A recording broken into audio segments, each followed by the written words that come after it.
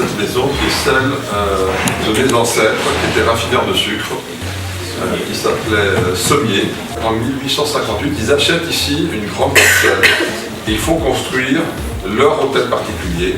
On a gardé les immeubles de la rue Mercade. Cette partie également a été louée de résidence petit à petit en bureau. Je reprends le bazar et je vais en faire un hôtel, mais différent des autres hôtels, pour qu'on se sente dans une grande demeure familiale, que je fasse revivre l'hôtel particulier familial.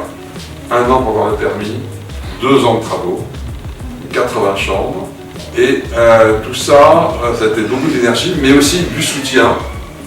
Et j'ai pris dans ma holding des amis investisseurs, dont Mathieu. Donc si on est là aujourd'hui, c'est en partie grâce à Mathieu qui a compris le projet, a soutenu le projet. Donc voilà, je lui fais confiance et je m'en porte très bien.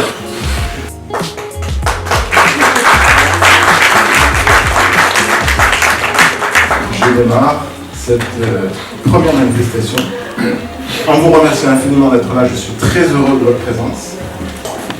Promesse de détente, promesse de convivialité et promesse d'information relative au conseil en gestion de patrimoine.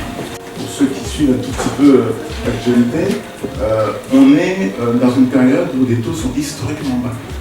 Donc les leviers de financement, toutes les fois où cela est pertinent, ce n'est pas forcément toujours pertinent d'avoir un financement. C'est pertinent quand on peut le rembourser et c'est pertinent quand l'utilisation d'un crédit fait sens. On a le temps de la constitution, le temps de l'optimisation, le temps de la transmission. 3 grands temps. La défiscalisation, c'est notre outil de prédilection et ma foi, c'est fort utile. Et d'ailleurs, cet hôtel a été construit grâce à de la défiscalisation. Et c'est un projet qui a été construit en partie grâce à nous. Grâce à la loi TEPA, travail en bloc hors d'achat, qui permettait de défiscaliser l'ISF. Je ne sais pas si ça parle à certains d'entre vous. Félix Faure disait que l'impôt appauvrit l'ignorant et enrichit le connaisseur. Donc les ignorants sont appauvris par la fiscalité. Et les connaisseurs sont enrichis par la fiscalité. On se trouve dans une configuration assez exceptionnelle, avec des taux de crédit historiquement bas, comme je vous dis tout à l'heure, des marchés financiers en situation de bulle, et une fiscalité écrasante. Donc, aujourd'hui, il fait sens de s'orienter vers des solutions défiscalisantes qui passent par des actifs, qui sont des actifs de valeur refuge, tels que l'immobilier.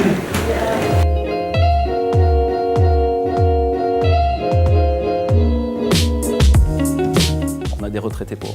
Pourquoi on a des retraités pauvres? Parce qu'ils n'ont pas d'argent. Et pourquoi ils n'ont pas d'argent? Peut-être parce qu'ils n'ont pas préparé. Le sujet, c'est pas de savoir si vous allez investir ou non, c'est de savoir sur quel support. Parce que si vous ne mettez pas de l'argent de côté aujourd'hui, dans 20 ans, dans 10 ans, dans 30 ans, vous aurez un gilet jaune sur les épaules et vous irez vous balader dans les rues de Paris. C'est donc un choix de l'État que de faire appel à l'investissement privé pour fabriquer du neuf. Et pour ce faire, il a fait 2 choses, 2 mesures phares. La première, la résidence principale, je travaille sur le prêt à taux zéro, il disparaît de l'ancien, je le double sur le neuf. Il y a eu quelques allers-retours, mais il est très conséquent pour ce qui est du neuf, donc l'accession à la propriété. Et le deuxième, c'est l'investisseur, avec la loi que nous commercialisons actuellement, qui est la loi Pinel. Soyons bien clairs, on ne vend pas une loi Pinel, on vend un appartement qui est éligible au dispositif Pinel. Cet appartement, il est fait pour vivre, avec des gens qui l'achètent pour habiter et des gens qui vont le louer. En tout cas, pour nous, acteurs du marché, un de nos outils de travail, ça va être de travailler sur la rationalité des emplacements. Est-ce que je suis à proximité ou non d'un bassin d'emploi? Quel est le niveau de démographie sur zone? Si vous devez investir, il n'y a rien d'autre que ces 2 points qui sont: est-ce que mon bien va se louer? Est-ce que mon bien va se valoriser? Le reste, c'est de la littérature. Faire de l'immobilier, c'est aussi faire de la prévoyance, c'est aussi faire de la succession.